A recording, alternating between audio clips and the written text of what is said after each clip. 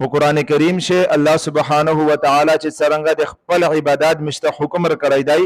په هغه آیتونه شي په مخ الله تعالی د مشته د حکم را کړی دی چې د خپل مور پلور سره خوشاله سلوک کوي د یغه خیال کوي د یغه ادب کوي الله تعالی په قران کریم شي یي وقضى ربك الا تعبدوا الا اياه چې الله تعالی د فیصله کړی دی چې د الله تعالی عبادت کوي د الله تعالی نه علاوه د بل څه عبادت ما کوي وبالوالدین احسانا چې د خپل مور پلور سره شک کوي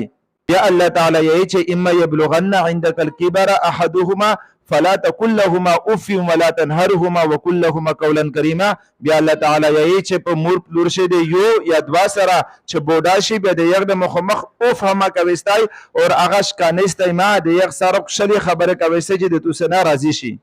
مور پلور مقام په استوزنه غټ مقامي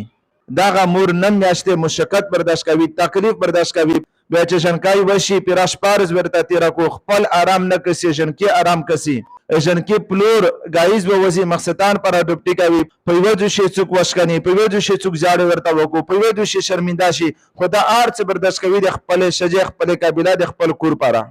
حضرت عمر رضی الله تعالی عنہ ته یو سړي وول چې خپل مور مود خراسان بیت الله ته سعودي عرب ته په شمزیر وړیوا وو ورا می طواف په کړایو په شمزې می وا د حج ټول کوډینا می په کړی په شمزې می وا مود خپل مور حق ادا کړه حضرت عمر رضی الله تعالی عنہ ورته وول چې د خپل مور چې ته په ګډه شوه ورته ته په کور شي چې یو چاکار د تمر لگاولای وو هغه یو چاکر حق ته نه یاد کړای د حضرت حسن رضی الله تعالی عنہ نه چا پښتنه وکړه چې میشه د مور پلور سره څنګه شوکی به هغه ورته و چې تاسو په خپل مور پلور سامه خرچا وکستای ریپې په خرچ کاوي استای سامه او هغه حکم مانستای خبره مانستای چې د ګناه حکم درکو به د ګناه حکم ما مانستای حضرت عبد الله بن عباس رضی الله تعالی عنہ فرمایي چې د خپل مور پلور مخامخ په جمع خپل ټکرای داسه ماټه کوي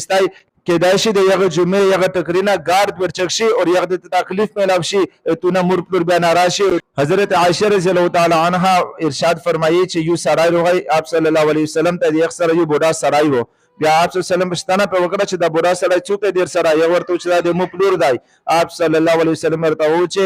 لا تمشي امامه چې د یغه مخ شماڅه ولا تقعد قبله چې د یغه مخمخ ماکشنا ولا تدعوه باسمه چې خپل پلور په غوټ نوم ما بولا امیشه نبی کریم صلی الله علیه وسلم ارشاد چې مور پلور د تو پر جنات هداي مور پلور د تو پر جهنم هداي کچره تو مور پلور ذکر خبره د ومنلا دا مور پلور د تو پر جنات هداي کچره د مور پلور ناراض کړ خبره د نو منلا غصه په وکړه دا مور پلور د تو پر جهنم جوړ شي یو سړی و ډیر دیندار سړی و تهجد گزار و منځنه کول رژنی ولې د حاج ډیر شوق او پاس مناشو خو خلق په اوس په یشون تل بیا مورته و چې زه حاج ته مور وته چې و زمانه ماڅه اوس مور خدمات پر څوک نشتا خو هغه لولې د مور خبره نه و منله بیا په یار شه د شپه تهجد ته ودرې د خپل کلینا چې کما کفلای و یغه کفلونه غوشه شو لګارته لولې واده او داس وګ د شپه په تهجد ودرې د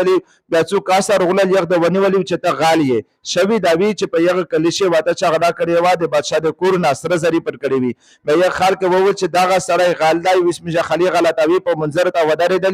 د خو غال دی اې د تایوار په کلیشه د قانونو چې لوس پښې زنه پر کول د غلنا لوس پښې ور پر کړل بیا په خریک شناولي چې پیرا کلی به ګرځاوي بیا داسې په کلی ګرځاولي بیا خلک ور سره کړنګ چې څوک به بیا د سغلا وکړو یغه د حشر وداس ولوس پښې پر کوي داسې په کلی وی چکار په لګاوي یغ سړی ورته و چې مهرباني وکړئ خالیدار سره ومانسته چې دا مایه استای چې څغلا وکړو د حالي وی بلکې داسې استای چې کیم سره د مور پلور خبره نه ومني یغه د حال وی به هر کې ورته و چې دا څه یای به یغه ورته و چې زغ تستاوان نه یای چې مغلا نه دو کړی ای خدا متسازو چې مراشه د مور وجنه مراشه چې مور خبره نه ومنله بیا خلک افلاول تلول